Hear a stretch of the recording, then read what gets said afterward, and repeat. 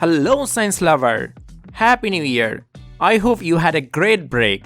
Welcome to SciPodChat, a podcast where we explain science puzzles in a way that everybody understands. This podcast is brought to you by Stamdurado. Stamdurado is owned by scientists and run by scientists. The goal of Stamdurado is to make learning fun and interesting for kids. The games and exercises on Stamdurado are fun and help kids study math and science at the same time. I'm your host, Dr. Biswajit Podder, and today we are delving into the fascinating world of autophagy with our special guest, Dr. George Chiduza, a scientist in molecular biophysics and autophagy. He got his PhD in molecular biophysics with focus in structural biology. Welcome, George. Can you explain a bit about biophysics and structural biology for our audience, please? So first of all, thank you for inviting me to talk about my work and to talk about science in general. So biophysics is a contraction of biology and physics. So it's the application of physical techniques and physical principles to biological systems. So the different way of putting it is, when it comes to the sciences, the divisions that we have between the different subjects are there to allow us to be able to treat the world in different ways. But these divisions are divisions that we create. So there are actually no true separations between biology and physics. Right. And in biophysics, we combine the two in a sense. Oh, thank you for explaining for my audience. So, no problem. George, could you tell us about your journey into molecular biophysics and autophagy, and what is your inspiration to focus on this research? So, why you are interested on that? So, can you tell me a bit more? Sure. So my journey starts in Zimbabwe, where I was born and raised. And I did, so I've always had an interest in science in general.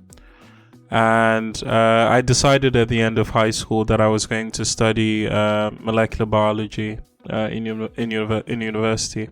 And the reason for that was I wanted to do something that was interesting to me, but also had a social value. And what I had in mind was learning how to modify crops to make them drought resistant, because that's important to an economy like Zimbabwe. Very interesting. So in order to do that sort of thing, you need to understand molecular biology.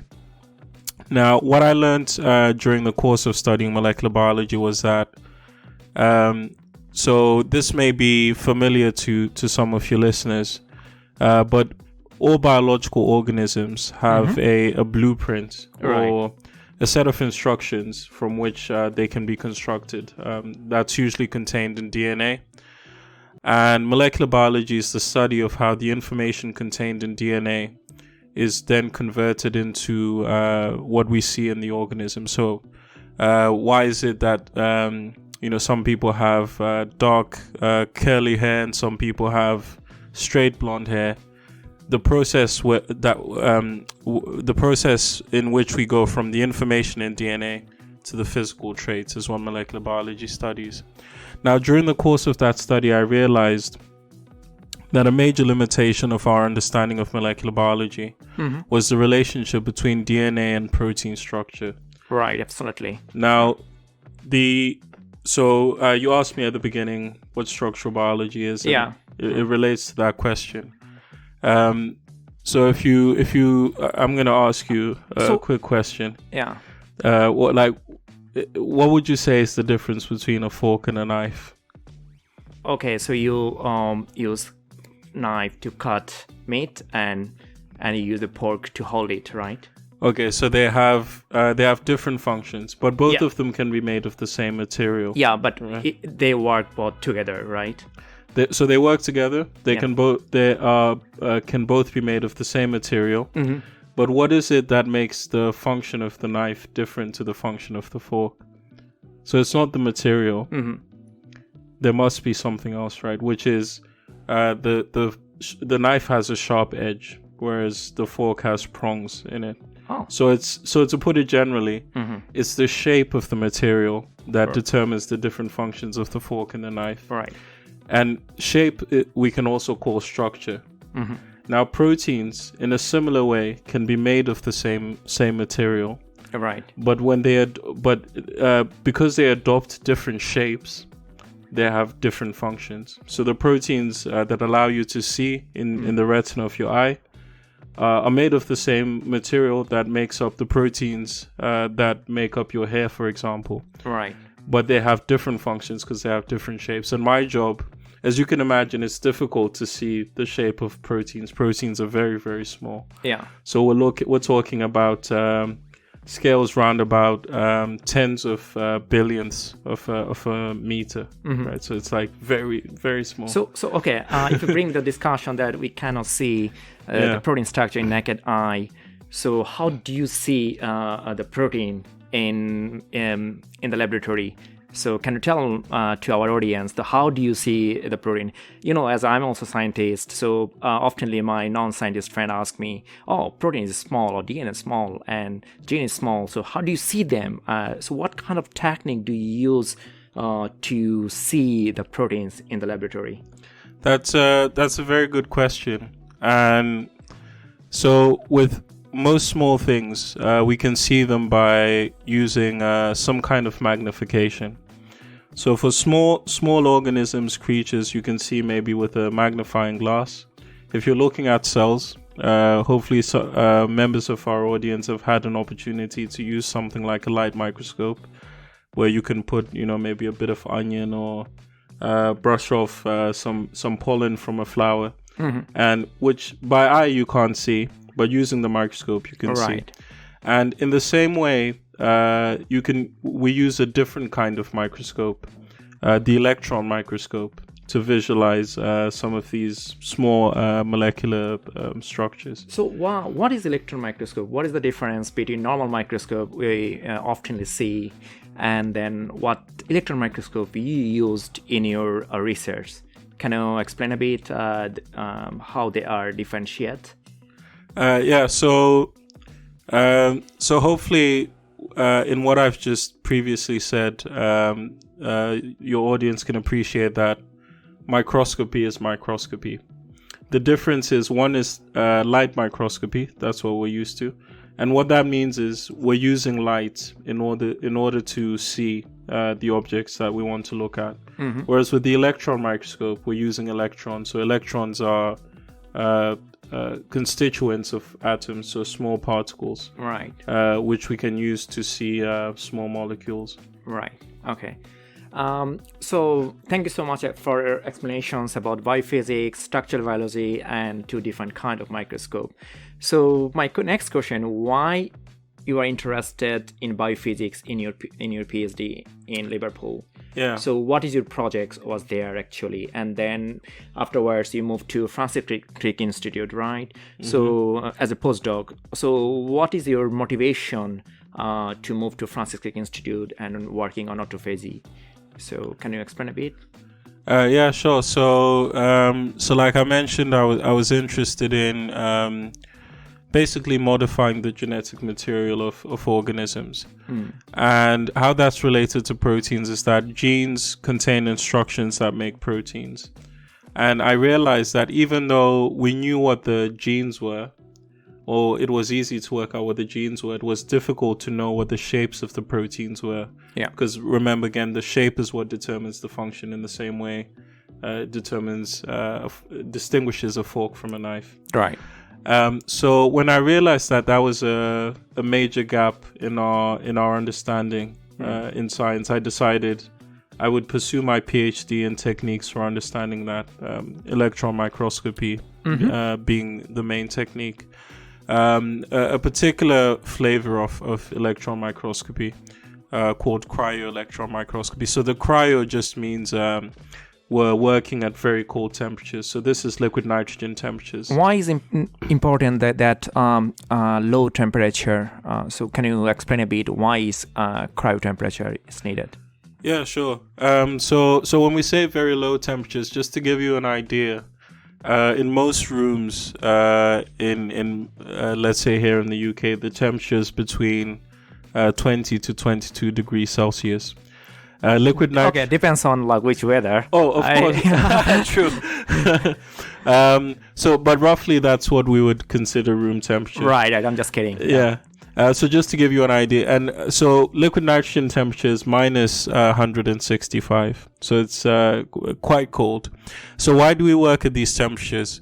So electrons are, if we were to release an electron in the air, it would quickly be absorbed by the air. So we couldn't use it for forming images. Mm-hmm. In the same way, if I were to put an opaque piece of paper or a piece of, any piece of paper in front of the light source of a light microscope, I wouldn't be able to see an image. So for electron microscopy, we work in a vacuum. So we remove all the air molecules inside the instrument, and the electrons can then pass freely.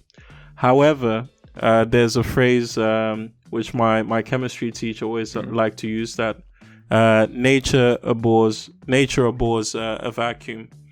And essentially what that means is if you create a vacuum by removing all the air molecules, what happens is something will try and take the place of that vacuum. Right. And in our case, we're putting a sample, the thing we want to image, into the microscope.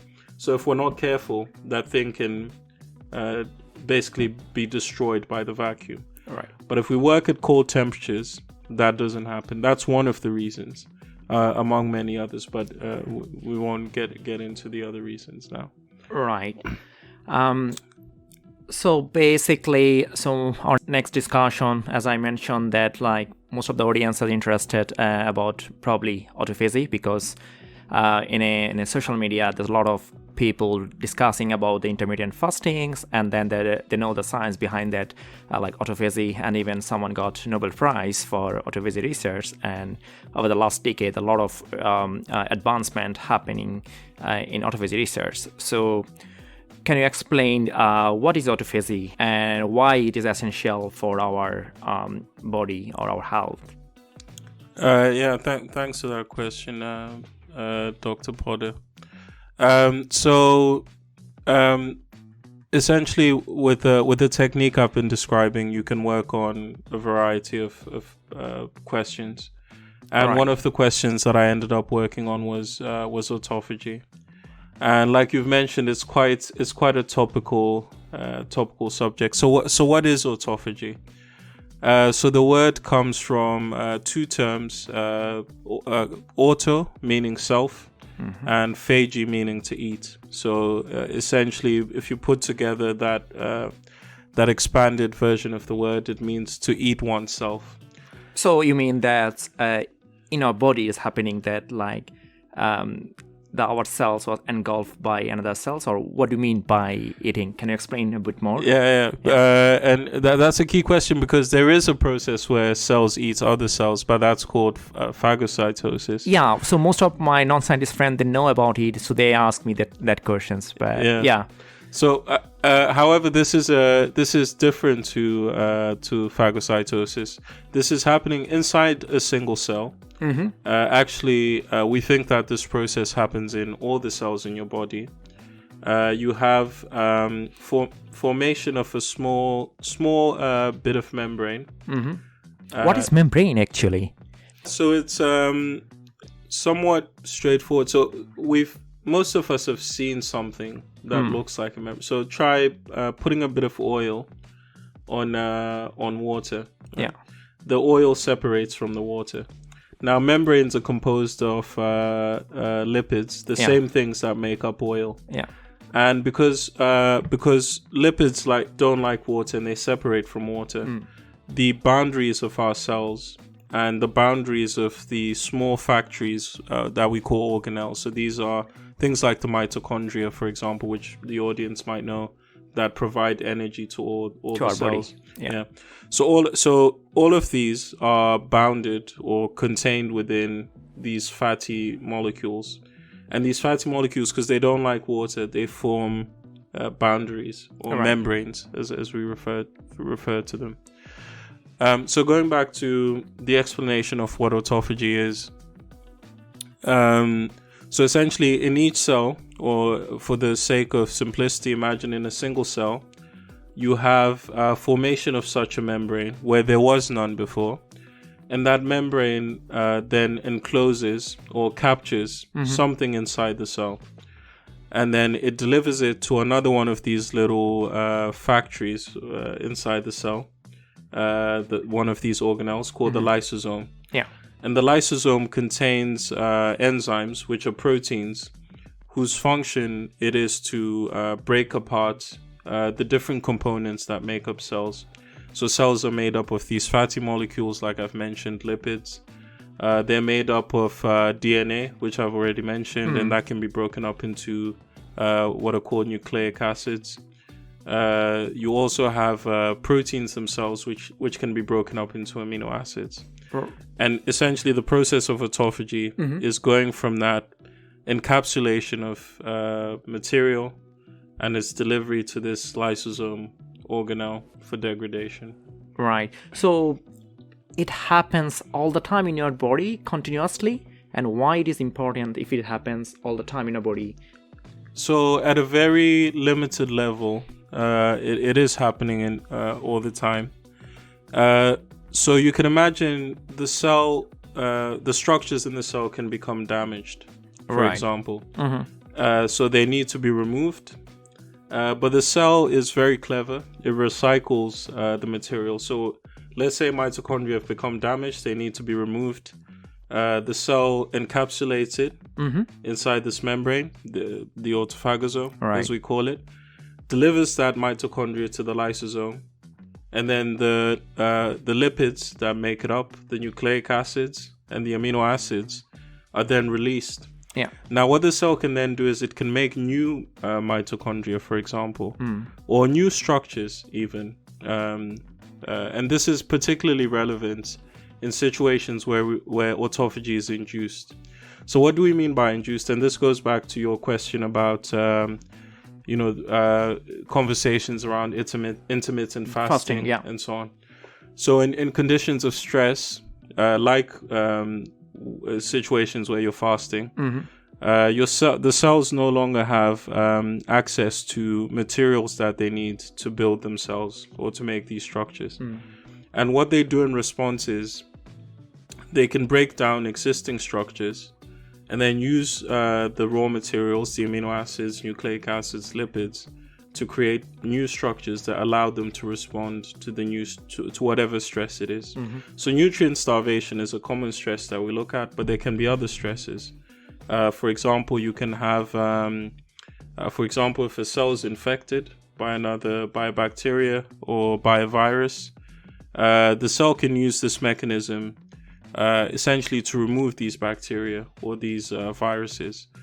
And in this process, the raw materials released can be used to make things like antibodies, for example, which cells can use to respond to the invading virus or bacteria.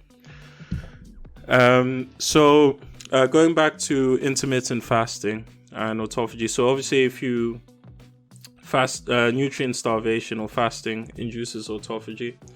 And interestingly, autophagy has been linked to lifespan extension. So people tend to, at least in worms. Okay, so what do you mean? So it's very interesting. So as scientists, you can imagine we don't always do experiments on people. We can't starve people on purpose.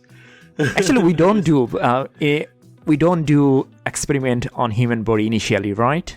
We always start with simpler model systems, as we call them, simpler systems, non-living or animal models where appropriate. Okay, back to your interesting point, worms. What is that? Yeah. So with its intermittent fasting, there are several benefits that come with it. So one of them is improved regulation of insulin signaling, for example.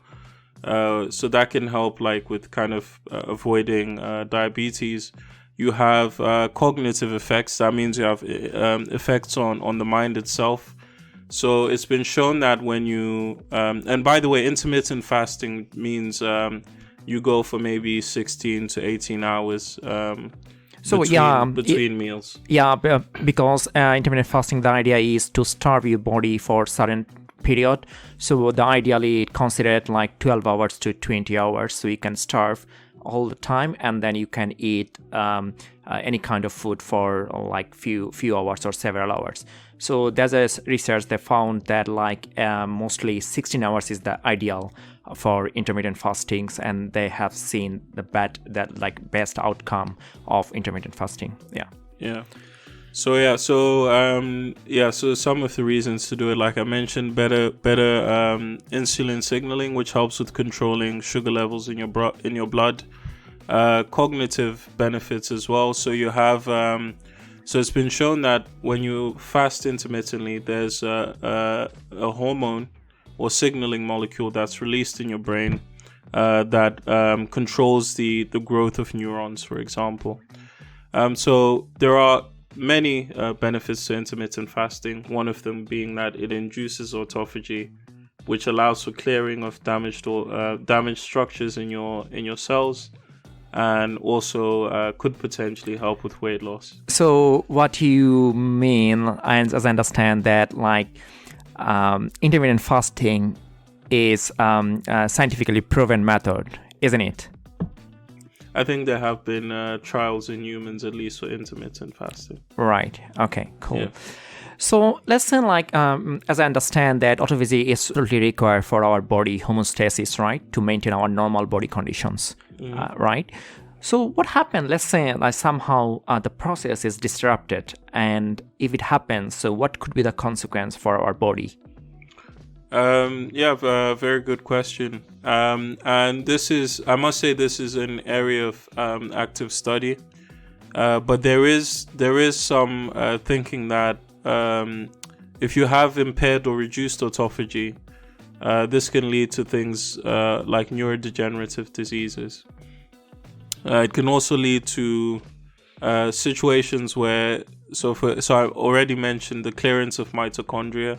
So when mitochondria become damaged, sometimes they can produce these reactive oxygen species. So these are just derivatives of oxygen that have the potential to damage other structures within the cell, and this can lead to damage of DNA, which can contribute to the development of cancer.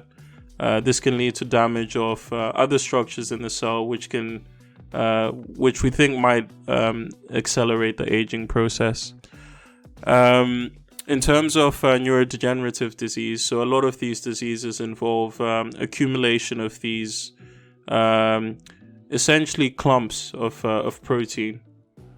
And by neurodegenerative disease, we're talking about things like Alzheimer's disease, Parkinson's disease. And autophagy is thought to be involved in the clearance of the early forms of these clumps. Yeah. So basically, as you mentioned, that like autophagy has a lot of implications on neurodegenerative diseases. So do you have any update, or do you know that any kind of like breakthrough research is ongoing on to treat those kind of neurodegenerative diseases? I wouldn't say breakthrough, but there is, because we have this understanding, there are companies that are looking into developing small molecules, essentially drugs that you can take in the form of pills. That would stimulate autophagy. As you know, that when I was working also Francis Crick Institute with you in the same lab, so I also work on to find out new molecules. Like we used to focus on autophagy. So, so do you think that this kind of research also ongoing on degenerative diseases to find out new molecules to treat like Alzheimer disease or Parkinson disease?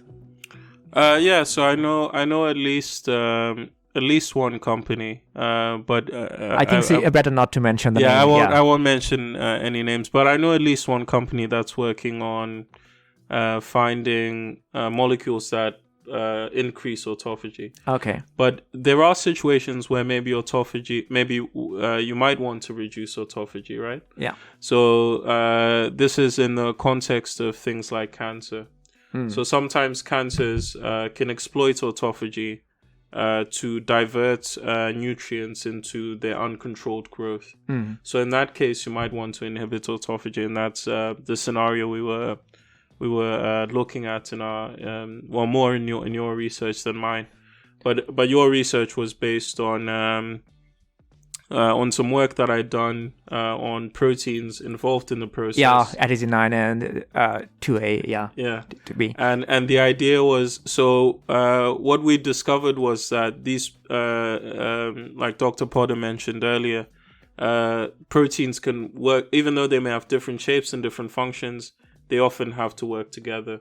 And these two proteins, I managed to show with others, that these two proteins need to work together closely. I think we will discuss more about in our next episode about your research. We will go into so that. Probably our audience will be more interested to deep dive into your research. Let's keep in the for next episode. So basically, there's a lot of research ongoing on autophagy nowadays. So what do you think in the next 10 years, how the field will be evolve in autophagy fields? Do you have any kind of which direction the research will be happening, or so there's different levels where research is taking place. So there is the basic, what we call basic research or basic science.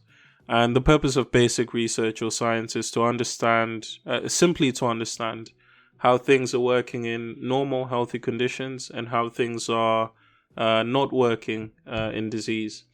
And within that area, there's still a lot to understand. We don't know all the details of how autophagosomes form. There is some evidence that different cells or different organs in your body, the liver, the heart, muscles, they might be carrying out autophagy in slightly different ways. Right. So there should be, hopefully within the next 10 years, there'll be progress made in understanding how autophagy is happening in more detail generally, and in more detail in organ or tissue specific context. And as often is the case in biology, there may be sex differences as well.